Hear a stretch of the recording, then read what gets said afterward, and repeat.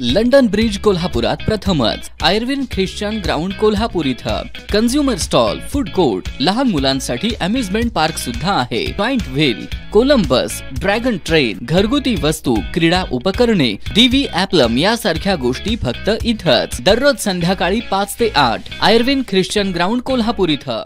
आगीत होरपळला बिबट्याचा बछडा, नागावात खळबळ।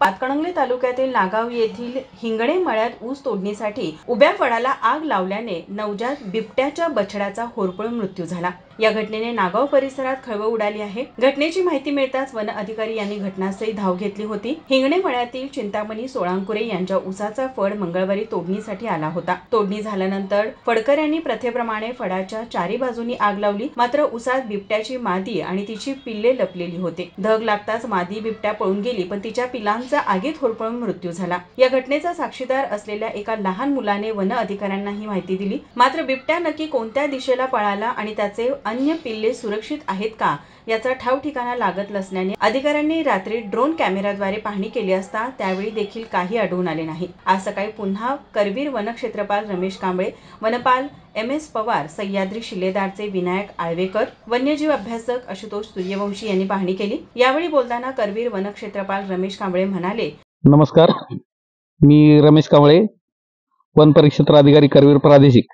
आज आपण नागाव येथील सोळांकुरे यांच्या ऊसाच्या फळामध्ये ऊसतोड झालेल्या ठिकाणी जमलो आहोत।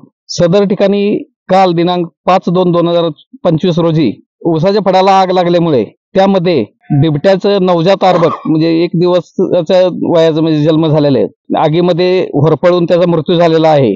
शेतकऱ्यांना तसेच ग्रामस्थांना सर्वांना अशी विनंती करतो की अशा घटना पुनश्च किंवा वारंवार घडू नयेत यासाठी त्यांनी वन्य प्राणी, कोणताही वन्य प्राणी, बिबटच असा नाही, कोणताही वन्य प्राणी जर आढळला आणि त्यापासून त्यांना काही असुरक्षितता वाटली तर त्यांनी थेट वन विभागाशी संपर्क साधावा।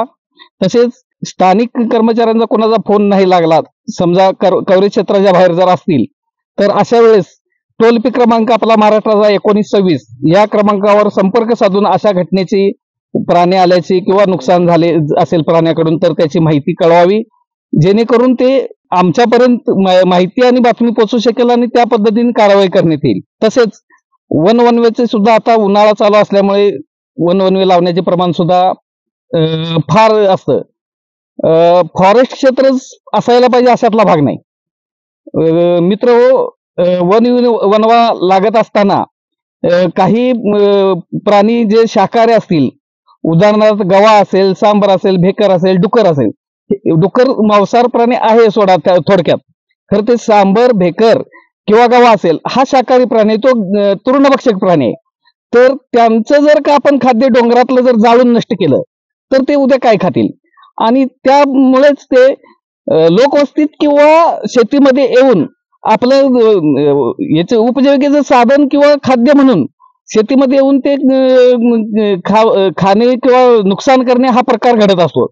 तर त्या पद्धतीने सुद्धा सर्वांना माझी विनंती आहे की वनवे सुद्धा लावण्यापासून आपण लोकांना प्रतिबंध करावा।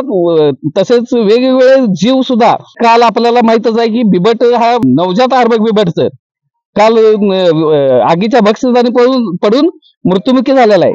तशा पद्धतीने वेगवेगळे कीटक सुद्धा वातावरणात असतात, वेगवेगळे प्राणी असतात, सगळ्यांची साखळी असते, अन्न साखळी असेल किंवा चैन आहे ती कुठंतरी जर का डिस्टर्ब झाली म्हणजे तुटली तर निसर्गाचा सुद्धा समतोल बिघडतो आणि त्याचा सर्वात मोठा फटका हा मानवाला बसतो।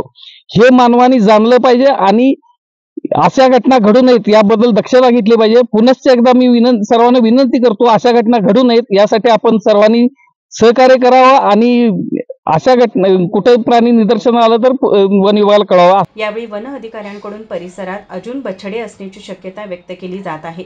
तसेच ऊस तोडणी अद्याप पूर्ण न झाल्याने इतर प्राण्यांच्या सुरक्षिततेबाबतही चिंता व्यक्त केली जात आहे। माझा महाराष्ट्र न्यूजसाठी कॅमेरामन नाज अत्तारसह अमृता पवार, कोल्हापूर। ताज्या घडामोडी पाहण्यासाठी माझा महाराष्ट्र न्यूजला आजच सबस्क्राईब करा।